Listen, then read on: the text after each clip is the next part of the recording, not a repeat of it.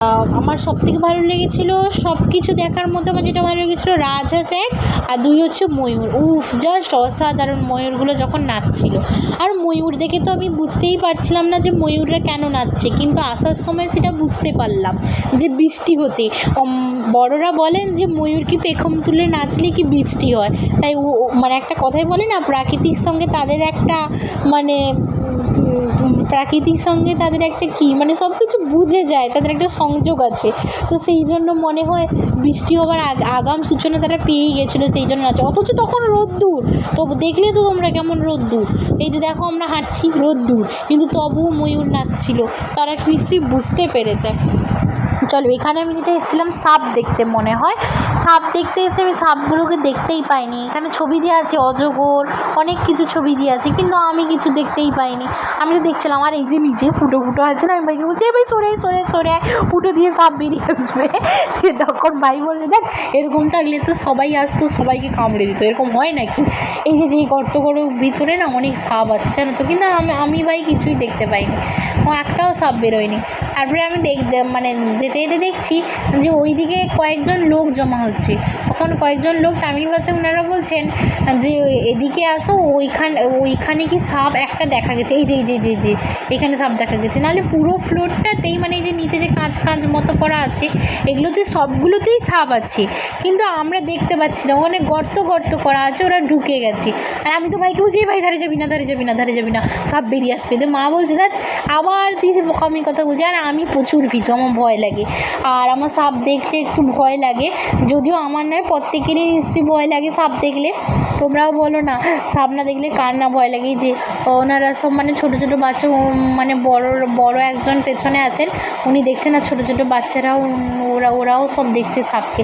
আমিও দেখার চেষ্টা করছি, এই যে ছোটো ছোটো অন্ধকার দেখাও যাচ্ছে না ঠিক মতো, একটা সাপ দেখো বাইছে, এই যে যে যে যে যে যে দেখো আস্তে আস্তে করে সাপটা যাচ্ছে, দেখতেই পাবে না তোমরা, কারণ এর ভিতরে অন্ধকার, ঠিক মতো দেখাও যাচ্ছে না।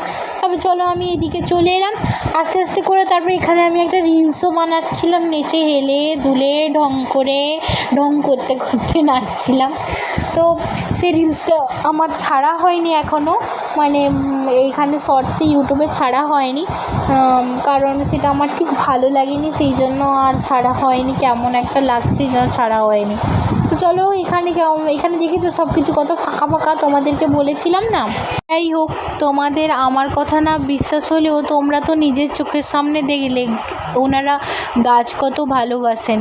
আর এখানে কত দেখেছো ফাঁকা নির্জন, জঙ্গল আর জঙ্গল, জঙ্গল আর জঙ্গল, কত সুন্দর, শুধু জঙ্গল আর জঙ্গল, কত দিকের পর দিক গাছ।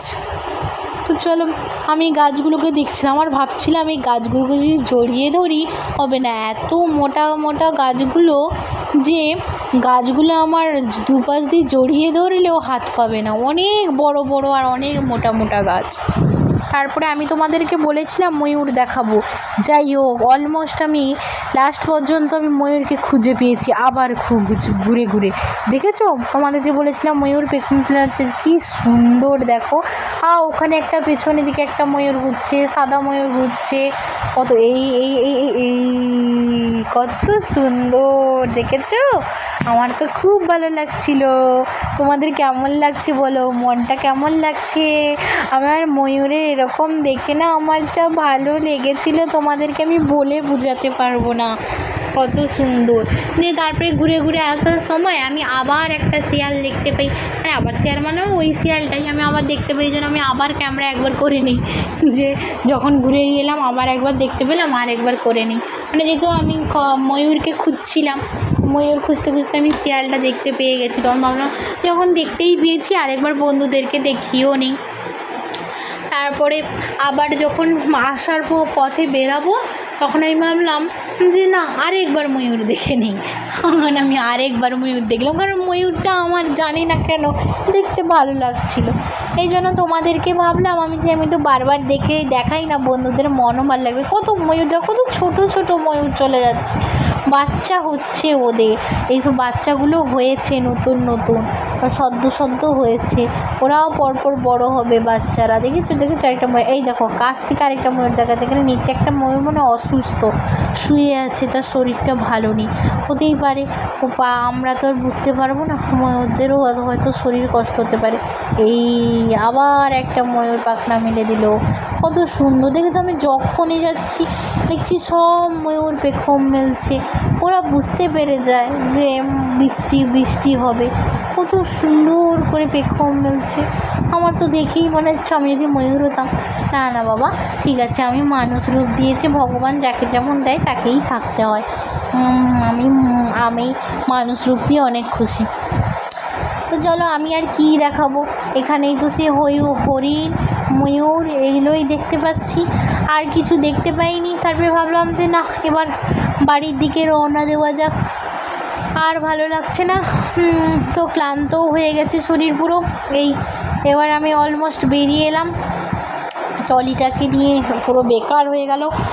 যাই হোক, এবার বেরিয়ে এলাম, দেখতেই পাচ্ছ যেই পাশ দিয়ে আমরা ঢুকেছিলাম ওই পাশ দিয়ে বেরিয়ে এলাম। আমি টাটা করে দিলাম পুরো জঙ্গলটাকে, টাটা। আর গায়ের কাকুকেও বলছিলাম, কাকু আসি, নমস্তে, টাটা, বাই বাই, এরকম করে বলছিলাম। এবার ওনারা তো পুরোটাই তামিল ভাষা বলেন, কিন্তু হ্যাঁ, ওনারা একটা জিনিস বুঝে, বলে না ইংলিশটা সব জায়গায় চলে।